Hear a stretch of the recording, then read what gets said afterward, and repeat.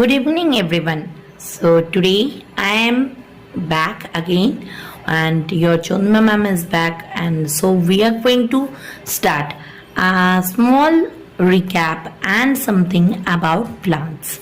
So we let's start. So the chapter name will be Getting to Know Plants.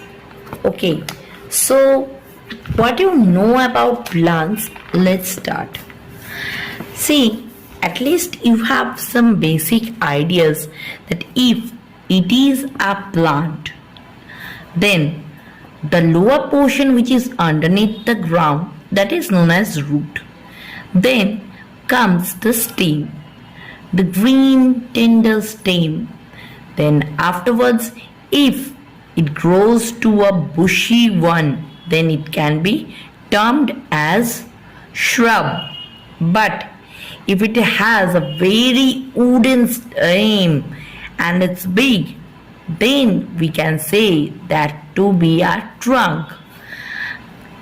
And if it is very tender and like this plant, it is called as herb.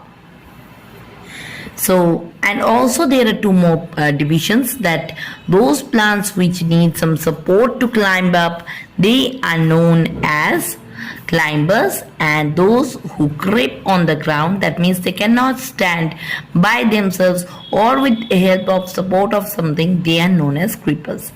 Now, after the basic differentiation, we can again see these things which we are going to see in our books New Science Ahead.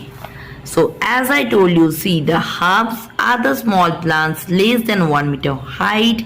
They are tender meaning very thin stem and very young also. They are green in color, that is tender, and this stem have very few branches. For shrubs, they are bushy type plants having 1 to 3 meter height, medium size, thin or hard stem with branches that arises very near from the stem. So examples, hibiscus, rose. I hope you have seen any plants of hibiscus. It's very natural or common to see. Now comes the tall trees having a very big height, and they are having hard brown stem which is known as trunk. And for example, suppose mango, coconut, neem. Okay, now comes the climbers and creepers. Climbers and creepers having weak stem, as I have told, that they cannot stand upright. They need someone to help. So climbers, with help of someone, they can stand, but creepers, they will creep on the ground. That means they will not try to stand at all.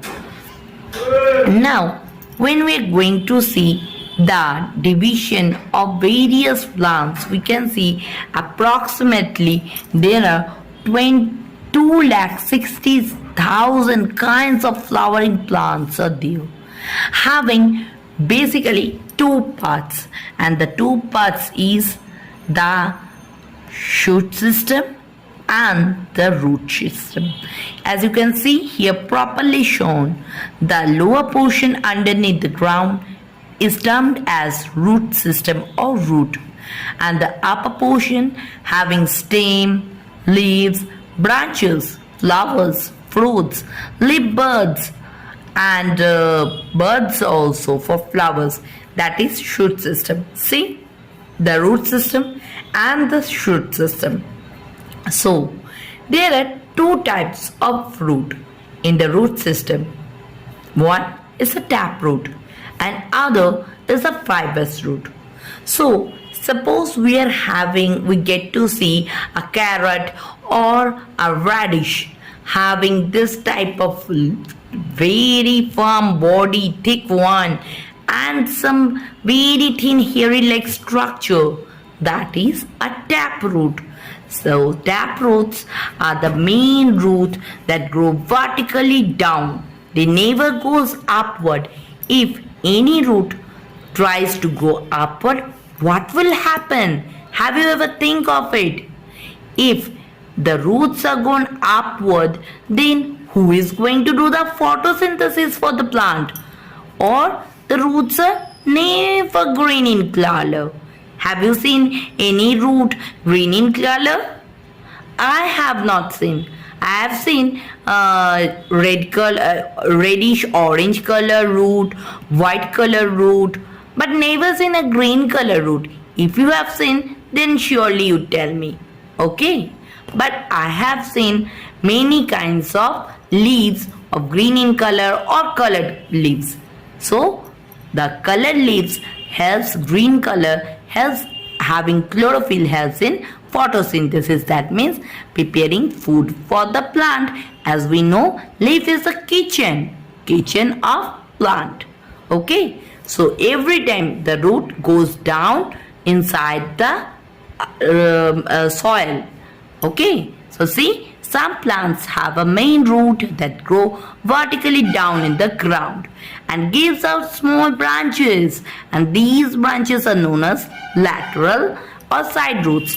As these branches, as you can see, they come up from the side. So anything which comes from side, they are known as side root or lateral root. Okay. Now another type of root is fibrous root. Fibrous root, if you ever have uprooted any sugarcane or grass, have you ever have visited any garden and your mother is doing some type of gardening, she is removing some of the weeds like grasses, then if you have seen those things, then you can see those weeds are hairy like structures. They doesn't have this tappy root, long, thick, big. No, they doesn't have this type of structure. They are holding a lot of soil and along with fiber type, a very hairy type structure. So this type of root is known as fibrous roots. So some plants that do not have main root, they have thin fiber root of similar size. They are known as fiber roots like wheat, grass, millet, all are having fibrous root. Okay, now coming to functions. So if we need to wrap up the functions of root, so root is a part underneath the ground. You all know root always go towards moisture and towards gravity. What is moisture and gravity? Have you ever think about that? Let me show you one peculiar picture. See this experiment. A potted plant is kept just lying in a vertical direction, a horizontal direction, and still after some time the plant is bending again upward. What it is showing? That the stem is going upward to against the gravity. So if we can break this pot, then we can see the root will always remain in the downward direction. Okay, so basically root always grow towards the moisture. They cannot live without moisture, so they go towards the downward, while leaves having green color chlorophyll, they always go upwards against the gravity, that means towards the sun, so that they can make food for the plant. Okay, so see, every time we can see what are the functions. Root fixes the plants firmly to the ground. It helps the plant not getting pulled away by any blown air or wind easily. Also, it helps to absorb water and minerals from the soil, and sometimes it acts as a storage, that is modified root. Now what is modified root? Modified root means it is a root, but it will sometimes store the food like a piggy bank. Have you ever kept some of the money your parents have given in your piggy bank? It acts like a piggy bank.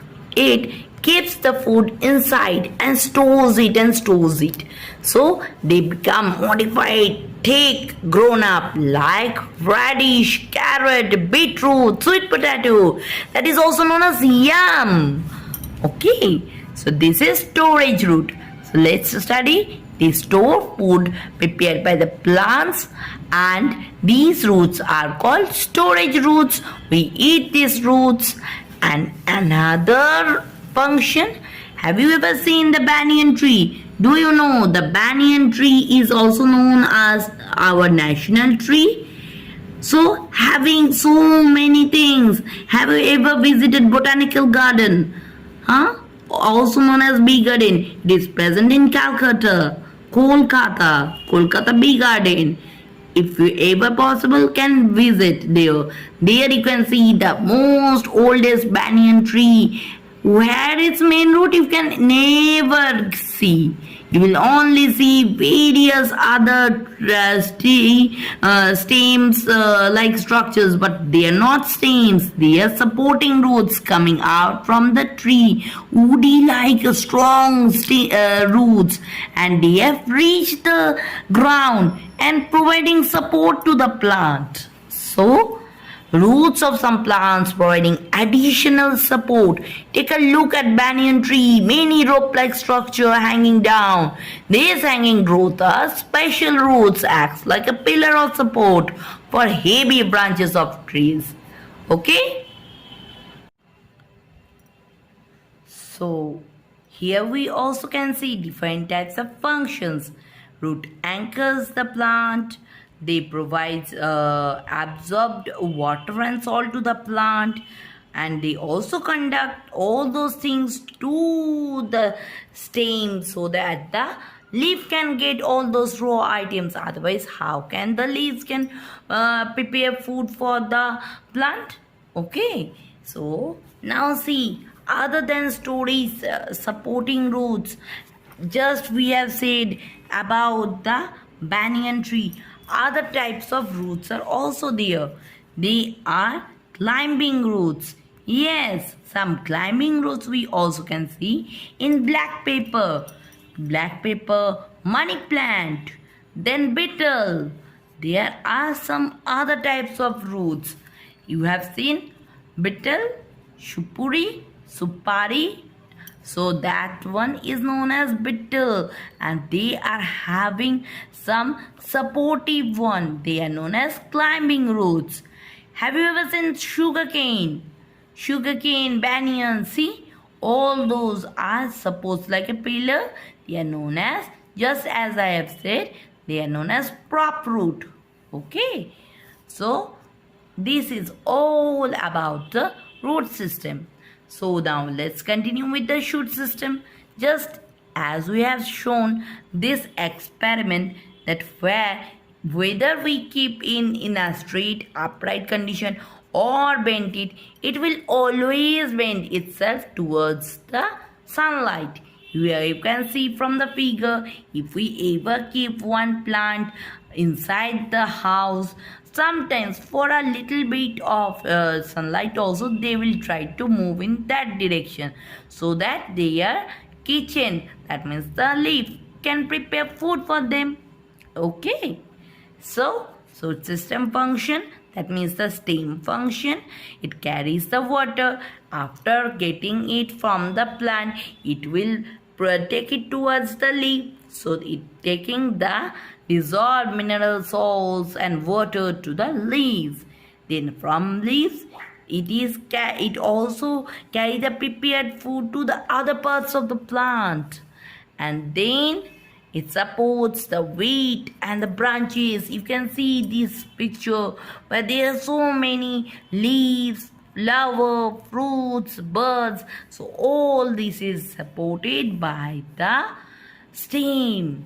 Then it also carries out photosynthesis, and for this it remains the leaf in this way, just as this picture, never inverted.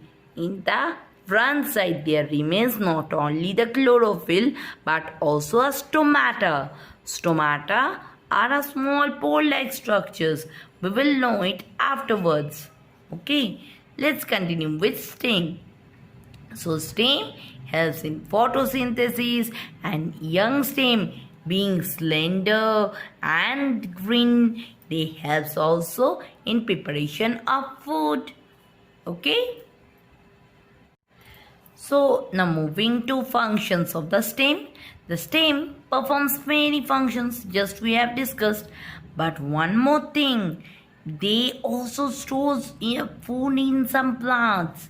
So they also get swollen and become modified. Some of these plants go also underground. They are known as underground modified stems, like this onion, potato, ginger. You can see in these pictures potato having eyebuds but no root here. You can see any root here? No. So it is a underground modified stem. And ginger also, they are having no anything like root like structure. They are having scaly leaves. So this is also a modified stem. See the structure of onion. Now some of the stem portions, they undergo other types of changes. They become small, green, coil-like structure. Have you ever seen the old age telephones having coil ring-like structures, or that of a spring of a pen? So that type of supports they form, and those coil-like structures of stem are known as tendrils.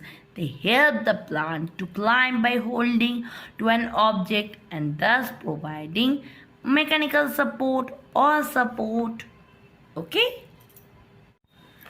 Let's see one experiment.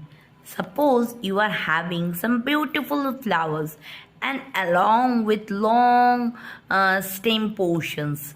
So if you can do one colored water, any red color ink and some water in a glass container so that you can see easily, then put those flowers inside that colored glass container. After some time you will see the ink is moving slowly and the flower may become reddish, or some of the portion of the stem also. So what we will see, that water is moving against gravity through the stems and they are reaching towards the leaves. Okay, so by this we can show the passage of water through a plant.